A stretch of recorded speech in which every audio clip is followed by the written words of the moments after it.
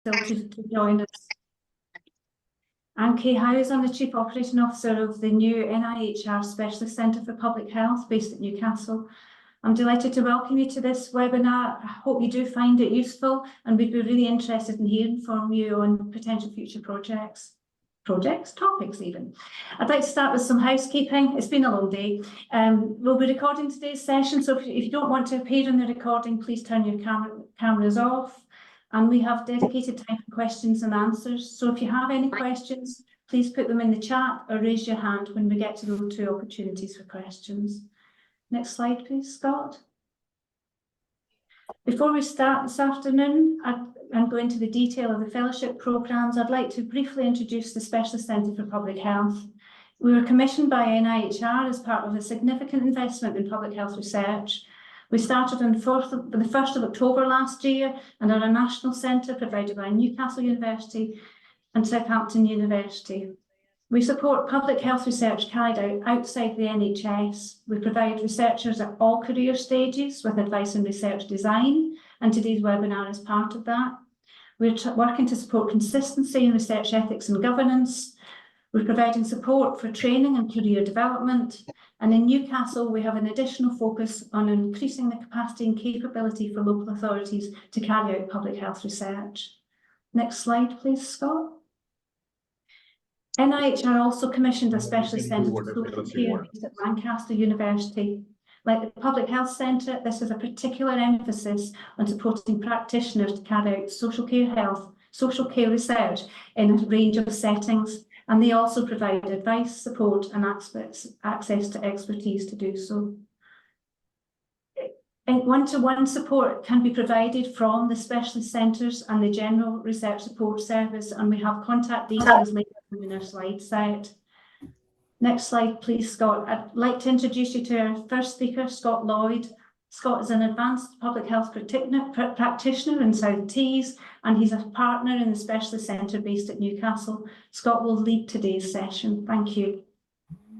Thank you, Kay, and welcome everyone. So just quick acknowledgements and contents. So these slides were originally created by Dr. Mal Paywin at the NIHR Academy. Mal is the Programme Manager for the Local Authority Academic Fellowship Programme. So he's a great contact. The contents of this presentation, we are briefly going to talk about what is the NIHR. We'll talk about the fellowship programme, the support that's available for you, including through the health determinants research collaborations, if you've got those in your areas, and we will have time for question and answers halfway through the slides and at the end. There's 5 of us here today who are speaking with experience of being on the programme, so we're just going to very briefly, in 60 seconds each, introduce ourselves. So in terms of me, worked in public health policy and practice for 20 years, I'm not that old. I've always had this genuine interest in research as a means of improving what we do. I'd already published about 15 journal papers before I went on this local authority academic fellowship programme. I completed a pre-doc between September 21 and August 23. I'm currently on a short placement award funded by the NIHR with the Policy Research Unit for Obesity, and I've submitted my doctoral fellowship application, which, if successful, I plan to start on the 1st of September this year. My personal interest around research is very geeky. It is what's advertised in bus shelters. Bryony, are you here, please?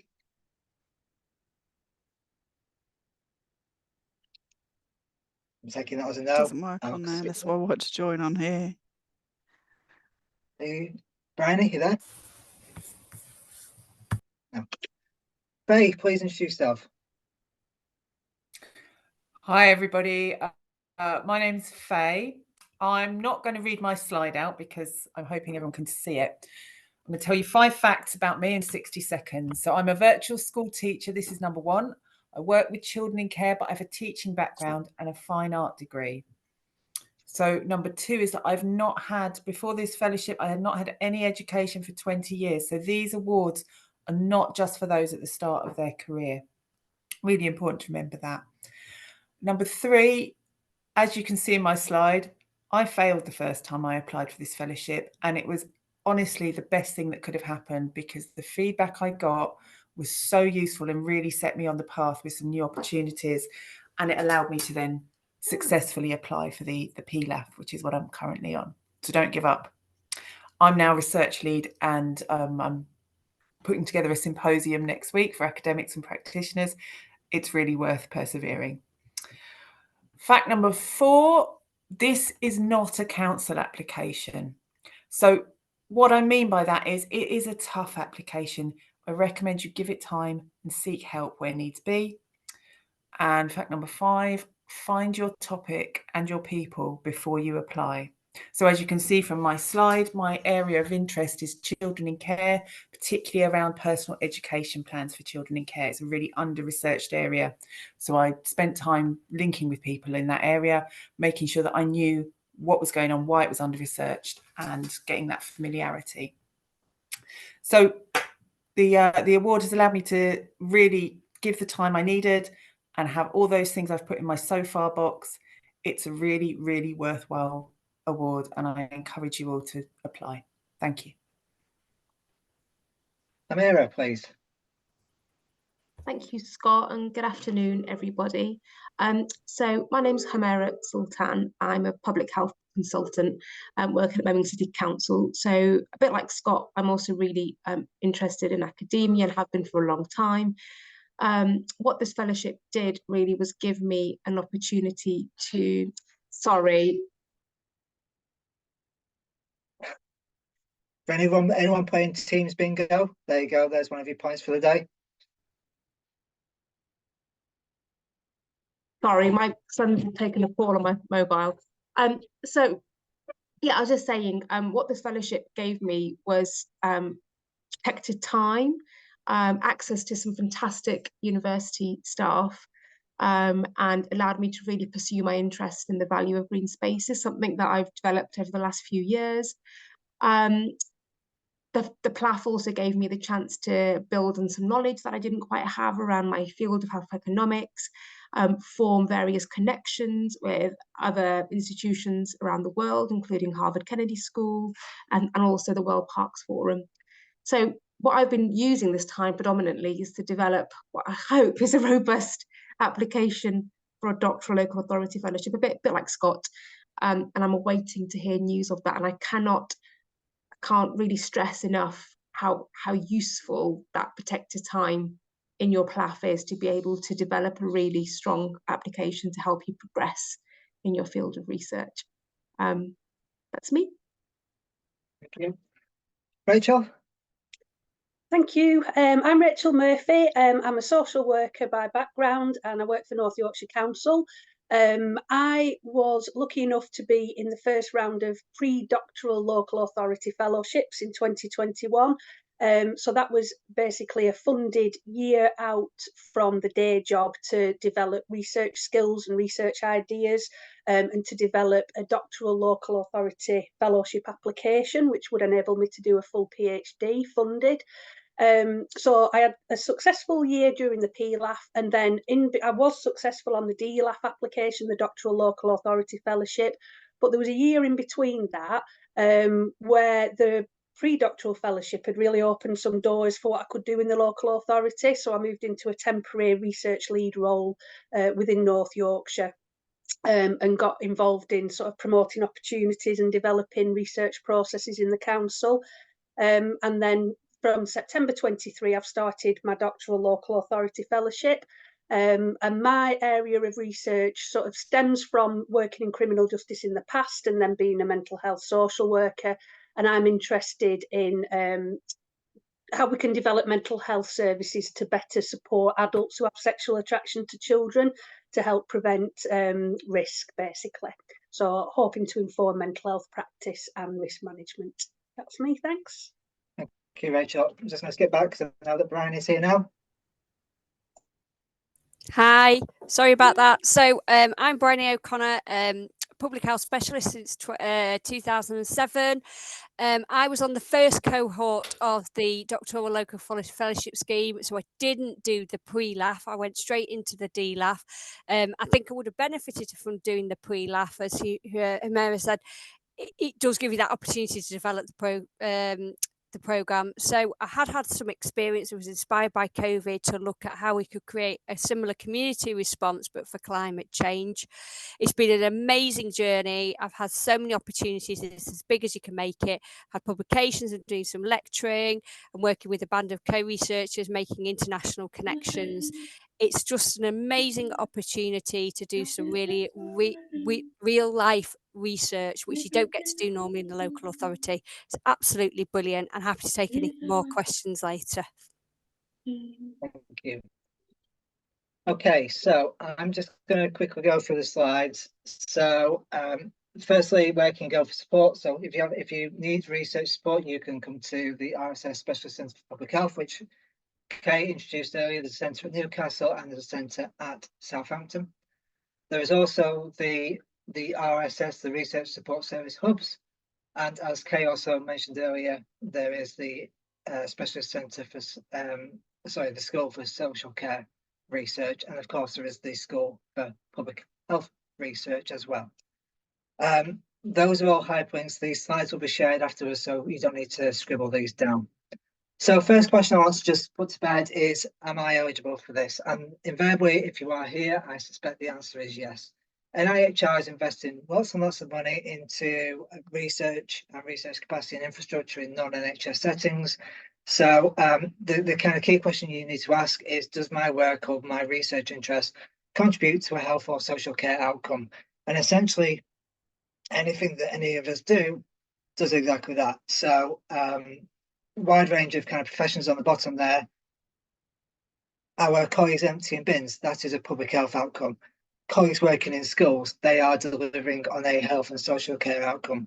The photo on the right is meant to represent, this was a Google image search, somebody being offered a job. Work is a health and social care outcome. So colleagues working in economic regeneration, for example, are particularly, certainly eligible. So just to kind of emphasize that, again, left-hand side, if the bins aren't emptied, we see the impact. That is a public health issue. On the right, that is the link between economic inactivity and health. You've got a health and social care outcome there, hence people, colleagues are eligible. The Academy has got a whole range of fellowships available, and some of them have been around longer than others. So in particular, the local authority one highlighted in blue there has only been around for a few years. So we have got the, and I'm going to go through this. So you've already heard a few of the abbreviations. So you've got the pre-doctoral local authority fellowship, their PLAF. You've got the doctoral local authority fellowship, their DLAF, and then the advanced local authority fellowship, the wonderfully called ALAF. There's also short placements awards and there are pre-application support awards, which I will go through as we go. So the remit for personal awards, we're talking about clinical and applied health research, including social care research, that has a clear potential for benefiting. Again, you've got to remember a lot of this has come from NHS language, healthcare language, so that's talking about patients and service users, but also the public. I'm not going to go through all these on these slides. As I said, they'll be shared afterwards. There is this growing ambition to create an army of practitioner academics, and there are a variety of reasons why organisations that we work for should be interested in that. It's clear that research active organisations deliver better outcomes for the residents, the public that they serve. And for us as individuals, there are benefits, of course, but then again, just thinking about the organisation, thinking about, for a start, particularly in a competitive kind of job market, it's a potential extra strand which an organisation can use to attract talent and retain talent. So I've kind of already covered this. The eligibility for the fellowship programme is colleagues who have a contract of employment in England with a local authority, a provider of local authority commission services, or a not-for-profit organisation that delivers services on behalf of a local authority or otherwise delivers on that local authority's strategic objectives. So if you think about that last one there, I just want to focus on that for a second. That can include charities, can include housing associations, can include colleagues working in schools, for example. I think it could probably extend to colleagues working in, say, police, etc. So the eligibility is wide. If you are unsure about that, I think that's a question to Mal, and Mal's email address is at the end of this, but I think the automatic assumption is that anyone should consider themselves eligible as long as they think that they fit under one of those. So think about the PLAF. So the clues in the title, this is a pre-doctoral award. This is there to enable you to build towards your future doctoral application. There are two distinct pathways here. You've got the standard PLAF, which can be done full-time over 12 months or part-time over 24 or 30 months. You've got the PLAF Bridge, which is for those who might be closer to their DLAF application, and that's for a shorter time period. The important thing to stress here is that, well, across all these programs, salary costs are fully covered with the intention that your employer can then backfill to your post, okay? You're also allowed an element towards training, or an element towards attending conferences and meetings, and then an allowance towards your public involvement. In terms of the PLAF, this launches January, February every year. So the current round, which is round 4, opened on the 9th of January and closes on the 28th of March. And the link to that is in the bottom right-hand corner. As I said, slides will be shared afterwards. Doctoral Fellowship is clues in the title. It is to fund you to undertake a PhD. Again, this will completely fully cover your salary, your research costs, your training costs. It is 3 years full-time with part-time options, and there's also this practice time allowance whereby you are allowed 20% of your time to go back into policy and practice and to continue to develop yourself in that in your day job. The DLAF window opens annually in September and closes in December. I know it was December last year, it was December the 7th because it's etched on the eyelids of myself and Himera because we were applying last year. The Advanced Fellowship, this we're not going to massively major on this because this is new. They've only just gone through the first round of awards and you haven't got anybody here who's got an award because nobody started on this one yet. But essentially, this is a postdoc award for those who've already got their doctorate and work within a local authority setting, as I defined earlier. And this is for you to be able to, again, have time away, funded time to undertake your own bespoke independent programme of research. The Spark, the Short Placement Award, is for colleagues working in local governments, local authority settings, to undertake a short placement worth up to £15,000, which again covers your salary, your journey costs, etc., in a part of the NIHR infrastructure or a study to build on your to increase your research knowledge and your contribute to your research journey. There's no minimum or maximum duration. Well, there's a minimum. No, there isn't a minimum or maximum duration, but it's can be as short as 2 to 3 weeks or as long as 4 to 5 months. And the annual application window for this one opens in September, closes in November. Again, I know about this one. I know the pain of this one, applying for it, but I also know the joy of it because I'm doing this right now.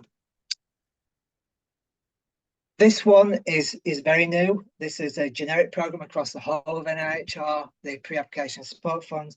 Essentially, this is there to provide funded time for colleagues to work towards a application for one of the fellowships which we just covered. So, for example, it could be that you just need a small amount of time to dedicated time, protected time within your job to work towards a doctoral application, for example, and this funding can do that as well as the PLAF can as well. The benefit with this one, I guess, is that there's going to be 3 windows a year of this. And round 2 of this one is now live. So again, you can apply, as I was just saying, you can apply for an amount of money to cover your salary to work towards an application for a fellowship. I think what I'd say just here is, and I'm sure my colleagues would agree, don't underestimate the amount of time and the amount of effort that is required to produce a PLAF, DLAF, ALAF, any of these applications. They're not easy, and So if you can get some of this protected time rather than doing it on an evening and a weekend like many of us have done in the past, that's useful. Think about success rates. So you might be thinking, well, you know, the standard success rates when we're bidding for money might be as low as 10-20%. That isn't the case here. There is a decent rate of colleagues being funded. So PLAF round 1, which is where I was, Rachel was, and other colleagues were, 15 out of 18 who applied for the full PLAF were funded, and then 5 out of 10 who applied for the PLAF bridge were funded. So those are pretty healthy success rates. Even in round 3, you know, you're looking there, that's 9 out of 17, but even some of those were then transferred in because they were deemed as not requiring the full support. They've gone into the PLAF bridge, which is why that is 3 into 2, if that makes sense. So you've got pretty healthy success rates there. And the same stands true even with the DLAF. So round 2 there, for example, 12 applied, 8 shortlisted, 5 awarded. That's pretty healthy. So give it a go. So at that point, I'm going to stop. I'm going to stop the screen share so we can all see each other. Hamira is going to chair this session. I was just going to say before I stop the slide, what we can't really answer is questions around your individual eligibility. Those questions are such as your employment status, your qualifications about, you know, you did your Master in Public Health in 1980. Those questions need to go to the Academy rather than us. So, Hamira, if I can pass to you for the Q&A session, please. Great, thank you. Thanks, Scott. So folks, we've got a number of questions that are happening in the chat, which are also being answered by lots of different people. But if I could encourage people to raise their hands, and I'll bring you in and hopefully select the best person on our panel able to answer your question. And that's Issa, my little boy, who has joined us. Do you want to work in research, Issa? What do you reckon? No, you can't take that. Sorry, guys. Sorry. Okay, so we've got our first question from, I'm gonna have to apologize in advance. I'm not sure I'm gonna pronounce your name correctly. Do you want to introduce yourself? Yes, my name is Leila and I work as Head of Safeguarding Adults and Principal Social Work in Central Bedfordshire Council. My question is very direct because I'm going to have to go and I'm really interested to know the answer. For any of us, but also particularly for myself, to ask the council the pertinent question whether they would or wouldn't apply or support my application is the money. Money makes a big difference in the world. So it's a great opportunity in terms of it being funded. I'm wondering about backfill because that may be a bit of a showstopper in terms of how that works. And I haven't had enough time to read all of the information available, but I'm just trying to understand if there is backfill for the local authority, because some posts can be quite hard to fill, let's call them, or hard to replace. I'm happy to take that one if that's okay. Well, then thanks. Yeah, so the backfill is the money for a replacement post. So they don't help with recruitment at all. So you need to be quite proactive in that. So you might have a deputy within your team that really wants a secondment opportunity. So that's certainly what I did for the duration of my PLAF. Failing that, then it's really important that you talk to your HR department before you approach your managers to kind of come up with the solution already done. Does that? No, my question was about backfill money, not backfill how we do it. It's backfill money. Sorry. So effectively, what the award is it buys another one of you. So it covers your salary, and it allows the local authority to have another one of you. You still receive your full salary for the duration of the award. Okay. So will your replacement, if that makes sense. So it covers me and my that's great. That's really helpful. Yeah. It buys another one of you is the best way to think of it. But that's really helpful to know because that's not always very clear. Well, it's not always clear, and that can make a big difference when we're having conversations with our employers. It shouldn't disadvantage the local authority at all. They should not be down any staff. by you doing Yeah, this. that's really, really helpful though. Really helpful to understand. It'll encourage more people to apply, and it'll definitely support the applications. I think, so what I was just going to quickly say is your local authority gets the money to cover your salary. What they then do with it is down to them, but they shouldn't be out of pocket, as Faye says. So yes, somebody's, in terms of me, I'm not a social worker, so they've had someone acting up into my position, if that makes sense. But yes, especially given the financial pressure that some authorities are, they might just, yeah, I'll just leave that there. yeah, no, yeah, that's really helpful. And my latter question, just to help my thinking and my conversations, is if I were to articulate what would be the benefit to a local authority. So in terms of, I can sort of see actually there's lots of benefits from the individual, there's lots of benefits more broadly to the person, and we are committed to that. In terms of, in your experience, what would be the benefit to the local authority? And you said a little bit about that, but I just wondered how people view that. Do you want to take that? I'll take that if you like. Rachel. Thank you. I think the way to sort of sell it to your local authority, I mean, like we've said, there's no cost to them. And basically, it's, if you do it full time as a PLAF, it's a year of professional development that is funded, and you keep your contract. So you're coming back to your local authority in 12 months' time, very upskilled in research skills, research knowledge, which you can then use within your local authority. So depending what sort of outlook your local authority has, I've mentioned in my slide, I ended up sort of going into a temporary job and driving forward some of the research developments in our local authority, because I think the standard thing is that local authorities are quite behind like our NHS colleagues in terms of research and developing our own evidence basis. So you know, it's about selling the opportunity that research can bring in terms of improving services and everything else, and you coming back to your post with all that expertise. I would add to that as well, it's important you know your local authority, you know what they're doing around innovation and data, and use your local knowledge, because it's very important that you sell that to them as a personal. Yeah, there's got to be a benefit for them as well. Yeah. Thank you. That's really helpful. Thank you. I was just going to add, sorry, it's coming back. I know I did say in the slides, there is clear evidence that research active organisations deliver better outcomes for their residents. So that is probably the main one, and more cost effective services. So again, given the financial climate, but that's probably the biggest one that I could share. Okay, thank you, folks. I'm going to move next to Wakas Hamid, if you want to unmute yourself. Yeah, sorry, my camera is not working for some reason. Can you hear me?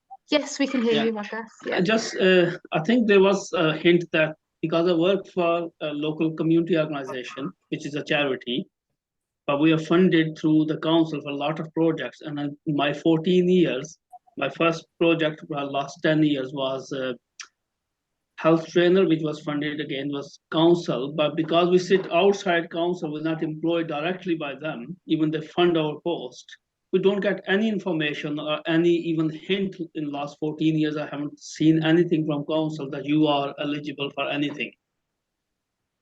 We just sit outside, our pay is less than council normal pay. So I don't know how, do I go and check with them? Because we are funded by council, our biggest funding, yearly funding is actually council funding, which comes through, and I am paid by that funding. So everything what I do goes back into council, actually aligned with the council's, all the yearly monitoring, everything what we do goes back into council. So Wakas, is your question about how you've got a very close relationship with local authorities, but you're not actually employed by one. So yes. What is the likelihood of you being able to apply for something like this? Is that a fair representation of your question? Yes, because I haven't heard anything from them saying that you are eligible as well. I've never seen anything in my last 14 years, any communication. I think, sorry, Amira, if you want to answer this, I think that's a conversation with Mal, or to read the we said that we can't really go into individual circumstances. No. Commissioned organisations are eligible, but I think it comes down to the contract between you, your organisation, and the council. I think that's maybe an email to Mal that you need to send. No worries. Thank you. And just to add, I don't think local authorities are in that space at the moment where they would be advertising something like this. It's a relatively new scheme, not something that I think is business as usual yet for local authorities. So the fact that you haven't heard about it from your local authority, I wouldn't let that kind of worry you too much. Oh, Okay, thank you. Thank you, Akash. I'm moving on to Lindy now. If you want to introduce yourself, Lindy. Thank you, and hello to everybody. I also work in the voluntary community sector, and I've just completed the first steps into research programme with the NIHR, which I completed last 2 weeks ago, which was a 10-week programme introducing it. And of course, there were lots of things I've already done in relation to research that I hadn't really acknowledged. So many of my colleagues in our sector will be very familiar with evaluating and piloting and consulting and etc. But we haven't necessarily given it the tag of research. I think I want to make sort of 2 points really. That firstly, whilst of course this is heavily laden in the way it comes across as being very much about the local authorities, and obviously even for a voluntary sector we have to have those significant contracts with them, I still feel that there shouldn't be an assumption that somebody in a local authority will have any further advancement of knowledge before they start applying for one of these fellowships. And actually, I would personally want to say to the NIHR, I think every applicant ought to do first steps into research as a programme. I know you're evaluating the first course through at the minute, but I think that should be offered prior to you going forward for something like this. Research is immersive. Many of you will have had already through, say, doing your degrees, you'll have had research skills offered at university, but everybody on that first steps programme acknowledged that there were significant differences and changes in their knowledge and attitude towards research and the way that they would approach it after the NIHR course, as opposed to when they just came out with their previous research knowledge. So I would make a plea for people to consider the First Steps programme as a lead-in to something like this, to prepare yourself. It's a 10-week, 75-hour course. It's not insignificant. I think that would be a great start. So as a piece of advice to everybody. And the second thing was I would just like to check the entry level, therefore, for practitioners, because what that did draw out is not everybody has come in from an education, an academic route. Not everybody in our sector has a degree or has pursued that, but have acquired huge levels of skills and transferability and intelligence in their role. And a First Steps programme helps them, but actually people are quite confused about what your own personal academic level must be in order to take up, start a research project of your own like this.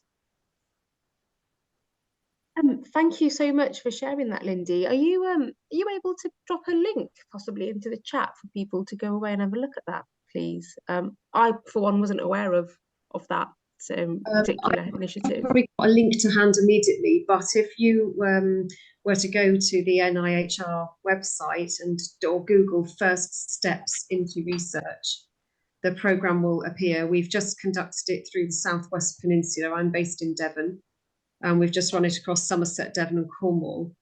And the first Ellie French is the coordinator of that first programme through, if that helps people to look. I'd have to go off this meeting to go and find the link, but it's on the NIHR main website. And it's been a fantastic course. It was really well evaluated in terms of the personal contract. I know we're waiting for the printed version of that to come out, but a fabulous opportunity, multi-sector. And it really did draw out the knowledge base and the skills and get the ideas working about what you might like to be researching in and what kind of topics you want to set. Even down to, understanding how to make a research poster for yourself. It's not quite enough to just have a real keen curiosity, I think, about something you want to research just because it's a new hobby or an elevation of your existing academic life. I think you have to understand its whole concept and its connection into the community. And that would equally apply to the person who was speaking before about talking about the responsibilities.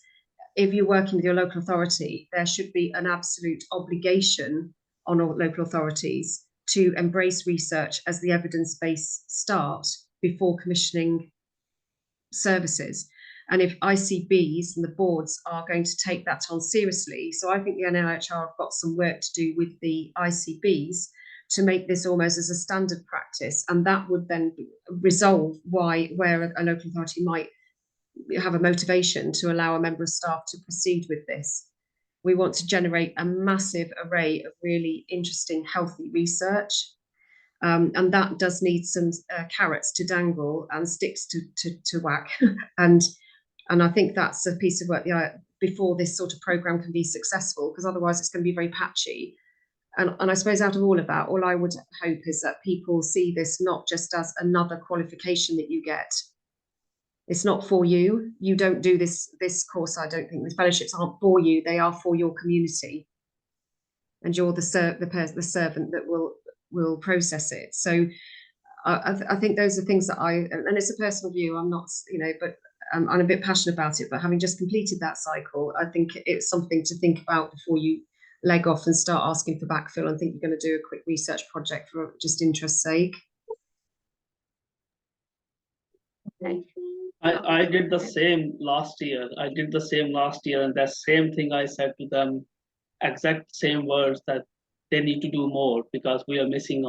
The community sector is missing because we don't have a voice, really. Okay, folks, thank you so much for all your questions. We are going to pause questions now and move back on to the slides. So if I can pass back on to Scott, please. Thank you. Thank you. Okay, so my personal reflections is that this has been an amazing opportunity, as I've already said. This was I was part of the first cohort of POF, sorry. I didn't consider everything in my application. For example, I included very little cost for public involvement, but this is a journey, this is learning, which I'd like to share with colleagues. I was very lucky to have the best supervisory team I could possibly have had. So there's something about networking and continuing to network. There's a question about would I recommend doing the PWAF over full-time, part-time? I have previously thought I would have benefited from doing it full-time. I think in reflection, part-time was probably better because it gives you 2 calendar years for your ideas to percolate, if that makes sense. But there is, when you're certainly doing it that way, there is that constant tussle between work trying to drag you in with urgent deadlines, etc. So you need to be really strong with that. I applied for and justified to do a full master's as part of my PWAF, which placed extra pressure on me. And this is a program about developing practitioner academics. It's not a route to doing a free, fully funded master's. And we're part of a growing community. So there's about 70, 80 of us on this program now. We have an dedicated online space where we can discuss. So if you join, if you apply, if you're successful, there is a wider community to get support from. On that point, so 2 of our colleagues who've been through PWAFs now are doing DLAFs, Charlotte and Nick. I've spoken about their experiences in this journal paper, which I've read and I think is a fantastic piece. It describes the journey that they've been on, both in Manchester and Sheffield, just over the Pennines. You've already heard from the wonderful Rachel, but there is a website about your path in research, and Rachel is a case study on there. So this has been mentioned a few times about the application and the assessment process. These competitions, in the main, they run annually. And they're not easy. I'm not going to lie about this. The system is something which will be foreign to colleagues who may have applied for government monies before, Sport England monies before, etc. This is something else. And it can also feel quite lonely, if I'm perfectly honest, because this is a application that you're developing, that you're curating, whereas previously you might be doing it as part of a team. Yes, you've got your supervisors and your career mentors and the wider community, but at the end of the day, there will be periods where you're sat in a dark room doing your application, so it can feel lonely, but please take support from that wider community.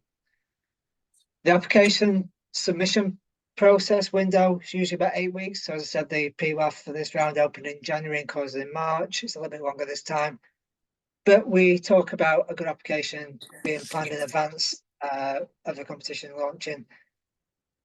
Of course, there is still time now for you to go for the PWAF window this time, even if you're starting today, but you really need to get motoring. And then your applications is allocated to independent reviewers, you get your scores, etc., and there's a panel and a recommendation. I've got 2 slides on what makes a strong application, and I'm going to potentially go against some of the comments that have already been made, but I'm not going to go for every point on these. But for example, off there, the second spawn one, you really need to have a bespoke training and development plan that is tailored to you. This is one of the few times where, again, you are talking about you. Most of the time when we're applying for funding, we're talking about the we. This is the one time where you're going to be talking about you, but also that benefit you are going to bring to the wider community. But it is about developing you as a practitioner to support the work in your organisation to benefit your local residents. Again, this is just about what makes a good application, and again, just pick one from there. There's the point about having strong involvement from service users, patients, relevant citizens. I guess in local government we talk about residents, but that is a very, very important element of application. For the PWAF, there are 2 sections about public involvement. So you need to talk about, in one section, about how the public have been involved in shaping your application. And you also then need to talk about how they're going to be involved in your funded application, in your funded award. So can't emphasize enough why that is genuinely an important section to do, not just because of getting your funding, but in terms of the public should be involved in research. In terms of pre-application, again, not reading through all these, we've already spoke about the additional supports available through the RSS. I just briefly spoke about public involvement. So again, abbreviations there, PPIE, PICE, essentially public involvement, that should not be an afterthought. Look up, know your audience. So look up people who've already had these awards, look up the panel members, what are their interests, and talk before you submit to your supervisors, to current holders, academics, methodologists, etc., etc. Common weaknesses: not in remit, not clear, overambitious. This is about, as well, taking your time to develop that research journey for yourself and for your organisation. So make sure you're in remit, make sure you're being clear and not being too overambitious. Essentially, these are about you then doing so. Again, I think I was possibly overambitious for the amount of data that I proposed and did collect during my PWAF. There's something about the applicants, obviously not being quite experienced enough for the level that they're applying for, but as we've detailed, there are various levels at which you can apply. There's also so many other opportunities in the research system that's being developed by local government at the moment in England. You've got the health systems research corporations, you've got the RSS specialist centres, you've got a whole world of investment going into research in local authority settings. I've already mentioned about the training. The programme shouldn't be generic, it should be tailored to you. Public involvement, I'm not going to go into this again, I've already spoke about it. The only thing I would say is you need to cost appropriately. That bottom link there is a link to the NIHR's policy on remuneration for public involvement in research. There are very clear kind of guidelines on that. NIHR has got a very clear policy on equality, diversity and inclusion, and you should be considering that as part of your application. So in summary, start early. If you want to go for the pre-doc window, closes in March, late March, get started now. I'm not going to go through all these. Training fellowships about you. Learn from others. You've heard from 5 of us here today. Pay attention to detail. There are some links there, and we've got another 10 minutes for questions before we end. as I said, these slides will be shared afterwards, so you don't need to busily scribble these down. These will be shared after the event later this week. So yeah, Amira, if I can pass it back to you to arrange other questions. Thank you, Scott.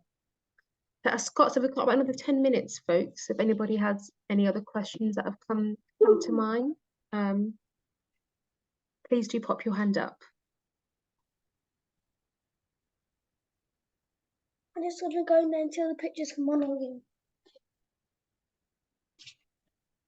I can't see any hands up, folks. Oh, there's one. Matthew, did you want to come in and introduce yourself and ask your question?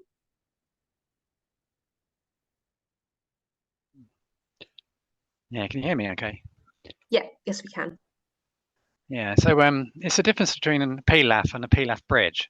And it's hard to know as an individual where you're pitched at really, because everyone's different, aren't they? Everyone had different experiences.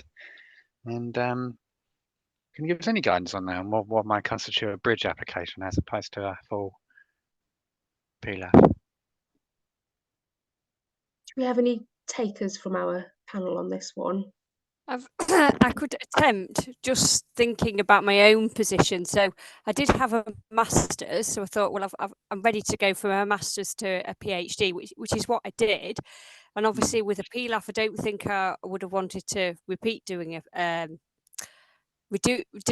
master's, but it might have just been enough just to top up some of the gaps in my research skills. So Yeah. that might be an opportunity if you think you've got the kind of level of the reward, but you've got a bit of a gap.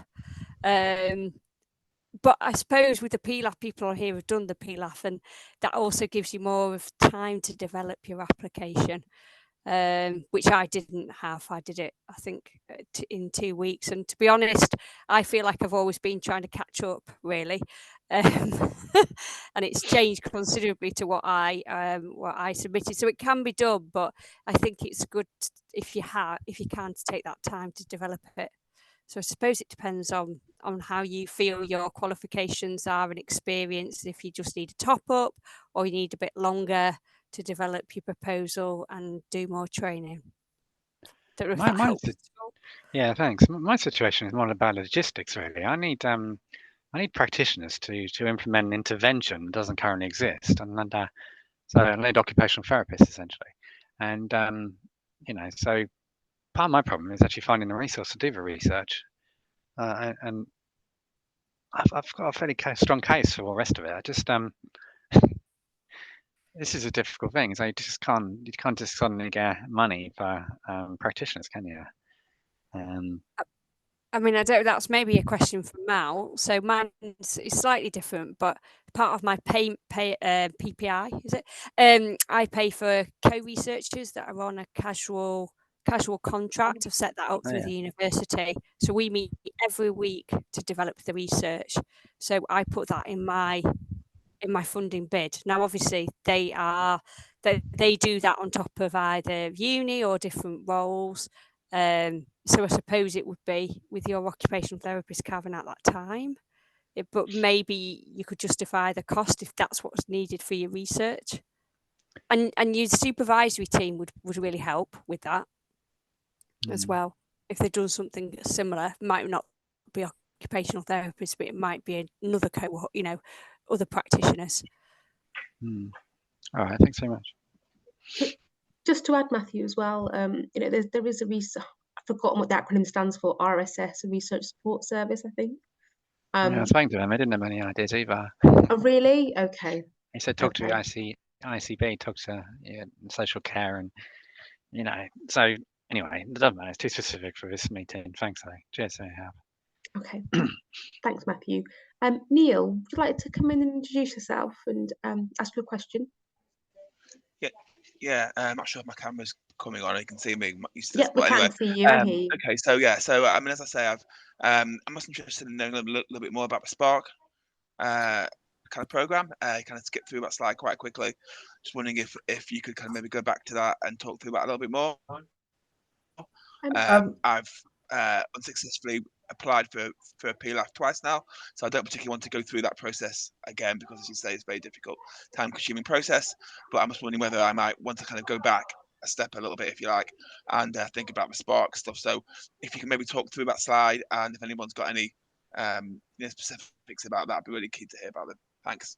I'm really happy to start on that one, if that's okay, because I also had an unsuccessful PLAF application, and as a result of the feedback that I got, I then did an LA Spark in the intervening period of time, and it was really, really helpful for me to evidence how I would use my time for those research outcomes and allow me to build that network. So it's really useful to do if you are thinking about the PLAF again, but it's actually really useful to do even if you're not. It can sort of clarify your direction, where you're going and what you're doing. So the application process is slightly different, and I'll wonder if that slide could come up again to sort of clarify that. I'm now at a position where I sit on the LA Spark selection committee. So that's sort of gone full circle for me. And it's a really good way to sort of take those first steps, because what the PLAF selection committee will want to see is the actions that you've taken to further your research journey in the intervening period. It's really difficult. It's really difficult to get the knockbacks, but they really do help if you listen to the feedback. So I'm on the Spark at the moment. So just for clarity for wider colleagues. So again, sorry, I've flew through this, but yeah, £15,000 to undertake a bespoke short placement, and that can cover salary, research costs, travel, subsidies, the usual kind of stuff, travel costs, etc. So in terms of local authorities based in the local authority settings, you can go to various elements within the NIHR. So it can be part of the infrastructure. So, for example, you can go to one of the RSSs. You can go to an RDS, which is now an RSS.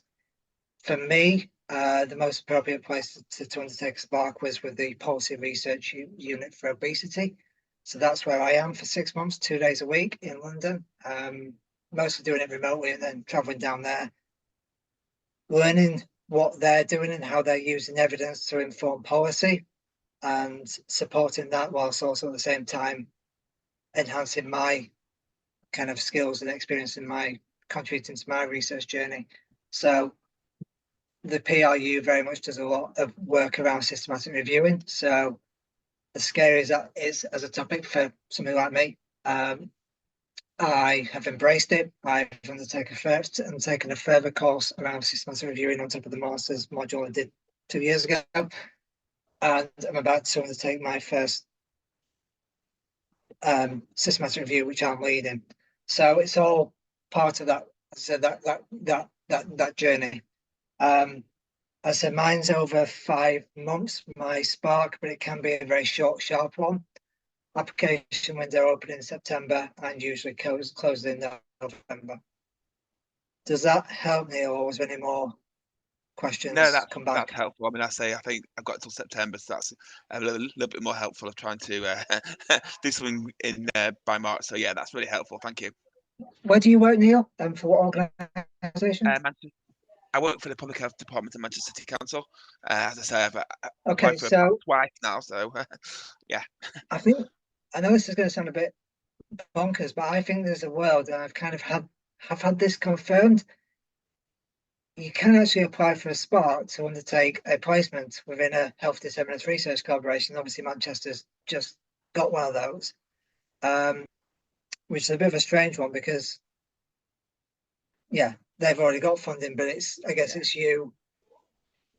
What could you add to that if you wanted to go and spend? Because geographically, that's quite an easy one for you, I guess. Yeah, there's plenty of opportunities there. You can also go to NIHR studies as well to do your placement.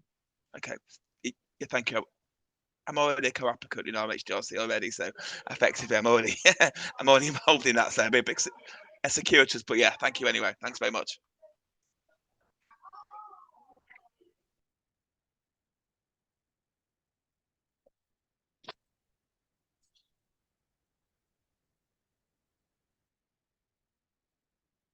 We lost Amira. Is there any more questions, please, before we close?